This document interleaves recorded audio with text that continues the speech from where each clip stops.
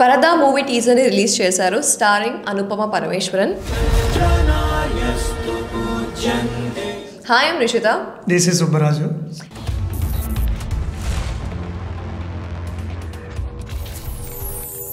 ఎలా అనిపించింది పరదా చూసిన తర్వాత?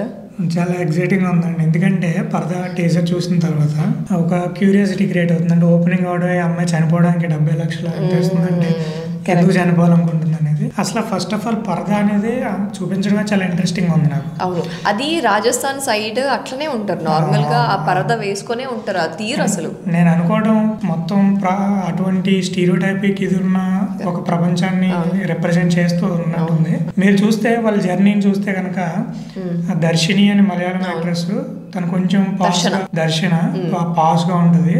తర్వాత సంగీత గారు కొంచెం మామూలుగా అటు పల్లెటూరు కాకుండా ఇటు కాకుండా ఒక మ్యారీడ్ చూపించారు. తర్వాత మొత్తం ట్రెడిషనల్ గా అసలు ఇంకా ప్రపంచానికి దూరం. తను కూడా మ్యారీడ్ లాగానే అనిపిస్తోంది నాకు. ఎవరు? సంగీత గారు కాదు, మన హీరోయిన్. అంత డీటెయిల్ గా తెలియలేదు, బట్ చూస్తే తను మొత్తం ఇంకా ఒక టిపికల్ విలేజ్ నుంచి వచ్చినట్టుగా చూపిస్తుంది. తను కొంచెం సొసైటీలో ఉన్న 3 ఇదిని ఆ ముగ్గురు ద్వారా రిప్రజెంట్ చేస్తున్నారని నేను అనుకుంటున్నాను. ఇంతకు ముందు కూడా మనకు చూసుకుంటే ఇలా ముగ్గురు ఉన్న కైండ్ ఆఫ్ ఫిల్మ్స్ చాలానే వచ్చాయి. తమిళ్లో కానివ్వండి, వెబ్ సిరీస్ లో కూడా 3 ముగ్గురిని పెట్టుకొని, అమ్మాయిని ముగ్గురిని పెట్టుకొని చేయడం చాలానే ఉన్నాయి కాన్సెప్ట్స్. కాకపోతే ఇక్కడ ఏంటి అంటే ఏజ్ గ్రూప్స్ గా డిఫరెంట్ ఏజ్ గ్రూప్స్ వీళ్ళ మధ్య ఆ జర్నీలో వీళ్ళ మధ్యలో డిస్కషన్ చాలా మంచి పాయింట్స్ వస్తాయి అనిపిస్తుంది. దాని తర్వాత మీరు చూస్తే ఒక ఊరిని చూపిస్తారు. ఆ ఊర్లో ఎక్కడ లైట్లు ఉండవండి.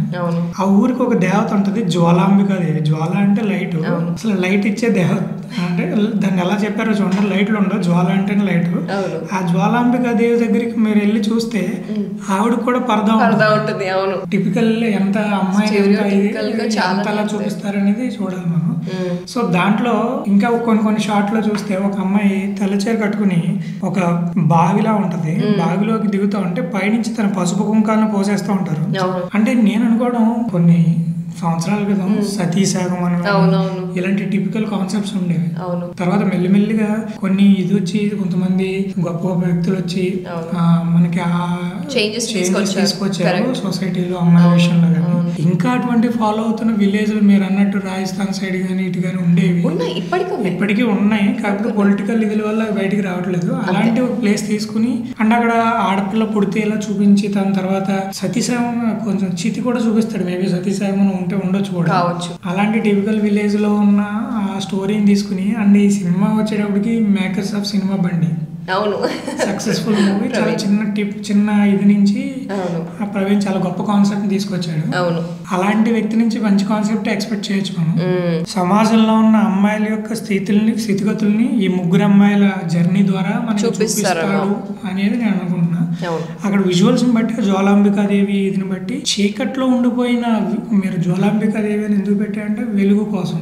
చీకట్లో ఉండిపోయిన విలేజ్ కి వెలుగు తీసుకురావడానికి ఈ అమ్మాయి ఏమైనా జర్నీ చేస్తూ ఉండొచ్చు కావచ్చు. తర్వాత ఒక పోస్టర్ ఒకటి రిలీజ్ చేశారు. ఆ పోస్టర్ లో అందరూ కిందకుండి పరదాలు వేసుకుంటారు. ఈ అమ్మాయి ఒక్కతే పైకి చూసే పరదా ఎలా వెళ్తూ ఉంటది. అంటే ఒక అమ్మాయి చేంజ్ కోసం లేకపోతే దాని నుంచి బయటకు వచ్చి ఏదో చేద్దాం అనుకునే ఒక అమ్మాయి యొక్క స్టోరీ అయి ఉండొచ్చు అని నేను అనుకుంటున్నాను. సో ఓవరాల్ గా చూస్తే ఇది నాకు అర్థమైన. అవును, ఎగ్జాక్ట్లీ అంతే. అంటే ఇప్పుడున్న దాంట్లో ఏంటి అంటే అమ్మాయిలది పక్కన పెడితే ఇట్లాంటి కైండ్ ఆఫ్ కాన్సెప్ట్స్ అనేది చాలా సెన్సిటివ్ ఇష్యూస్. ఇవి చాలా సెన్సిటివ్, బయట చూపివ్వాలా వద్దా అని కూడా చాలా మంది అనుకుంటారు. బట్ ప్రవీణ్ గారు నాకు తెలిసి పెద్ద సాహసం చేశారని చెప్పొచ్చు ఈ కైండ్ ఆఫ్ దాన్ని తీసుకొని. సో ఇది థియేటర్స్ లో బాగుంటుందని నేను ఎక్స్పెక్ట్ చేస్తున్నాను. ఎమోషనల్ కనెక్టివిటీ అంత ప్రాబ్లం ఉండదండి. ఎందుకంటే థియేటర్స్ అంత దారుణంగా ఉండే విలేజ్ లో నేను థియేటర్స్ ఉంటాయని అనుకోను. నిజంగా ఉంటే కనుక దాన్ని వ్యతిరేకించే వాళ్ళు ఉంటే బయటికి రాలేరు కూడా. కానీ ఇలాంటి విలేజెస్ ఉంటే వాటిల్ని ఎలా బయటికి తీసుకురావాలి, వాళ్ళు ఎలా చూడాలని జనాల్లోకి అవేర్నెస్ తీసుకెళ్లే గొప్ప మీడియం సినిమా. సో ఇలాంటి కాన్సెప్ట్ సినిమాలో వస్తే 10 మందికి ఆ విషయాలు తెలుస్తాయి. ఏం చేయాలి ఏంటి అనేది సంఘ సంస్కృతులు కావచ్చు, ఎవరైనా కొంచెం కెపాసిటీ ఉన్న వాళ్ళు కావచ్చు, పొలిటీషియన్స్ కావచ్చు, దాని గురించి ఆలోచించవచ్చు నిజంగా ఉంటే. ఖచ్చితంగా లేకపోతే కనుక ఏమవుతుందంటే స్టోరీకి ఉపయోగపడే ఎలిమెంట్స్ దొరికితే ఒకవేళ అలాంటిది ఏదైనా ఉంటే ఏం చేయాలని జనాలకు ఒక అవేర్నెస్ వస్తుంది. రైట్. సో ఉండొచ్చు ఉండకపోవచ్చు, ఏమో మనకు తెలియని ప్రపంచం చాలా ఉంది. ఉంటే కనుక మాత్రం దాని నుంచి బయటకు వచ్చే పరిస్థితులు వాళ్ళకి ఈ సినిమా ద్వారా జనాలు అవేర్నెస్ క్రియేట్ అవుద్దని నేను అనుకుంటున్నాను. నాకైతే అనుపమ పరమేశ్వరన్ లుక్ చూసిన వెంటనే అంటే ఇందులో ఏంటి అంటే మంచి రాగానే చూపించారు, అంటే మేకప్ లేకుండా. ఈ 3 క్యారెక్టర్స్ కి ఎక్కడ ఏది మేకప్ లేదు నిజంగా. అంటే హెయిర్ కి కూడా ఎలాంటి స్ట్రైట్నింగ్ ఎలాంటి హెయిర్ కూడా ఏం చేయకుండా జస్ట్ రాగా వాళ్ళ యాక్టింగ్ ని తీసుకొచ్చి పెట్టారు. దర్శనకు చూసుకున్నంతే ఉంది, సంగీత గారిది అట్లనే ఉంది, ఇప్పుడు మన అనుపమది కూడా అట్లే ఉంది. వాళ్ళు ఎక్స్ప్లోర్ చేస్తున్నప్పుడు అమ్మాయి ఊరి నుంచి బయటకు వచ్చి ప్రపంచాన్ని ఎక్స్ప్లోర్ చేస్తూ చాలా విషయాలు తెలుసుకుని ఊరిని ఏదన్నా ఉద్ధరించే లేకపోతే ఆ ప్రాబ్లం నుంచి బయటకు తీసుకొచ్చే పరిస్థితులు ఈ అమ్మాయిలిద్దరిని చూసి సొసైటీలో అమ్మాయిల యొక్క 3 కోణాలని చూపిస్తాడేమో. అవును ఒక అమ్మాయినేమో ఒక ఫ్యాషనబుల్ గా ఉంది, డ్రైవ్ చేసుకుంటూ అంటే ఇండిపెండెంట్ కైండ్ ఆఫ్ దాంట్లో క్యారెక్టర్ లో ఉంది. ఈ అమ్మాయి ఏమో స్టీరియోటిపికల్ నుంచి బయటకు వచ్చి ఇప్పుడు నేను ఏదో చేయాలనుకున్నా. ఇంకొక అమ్మాయి family responsible kind of thing లాగా చూపించారు. ఇంకా ప్రస్తుతానికి అయితే మనకి రిలీజ్ డేట్ అయితే ఏం అనౌన్స్ చేయలేదు వాళ్ళు. సో చేసిన తర్వాత ఈ ఫిల్మ్ ఎప్పుడు రిలీజ్ అవుతుందో will get back to you with another podcast. చాలా క్యాచీగా ఉందండి పరదా.